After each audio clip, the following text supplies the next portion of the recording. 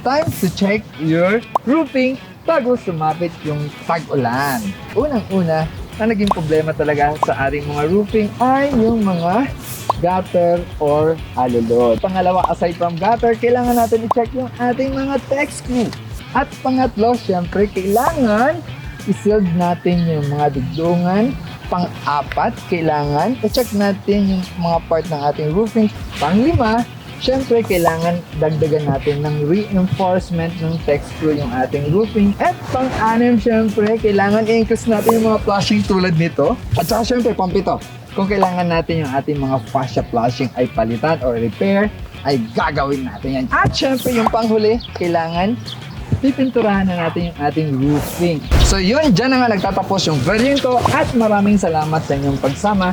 If you want to shelter more, all you have to do is raise the roof. Yun!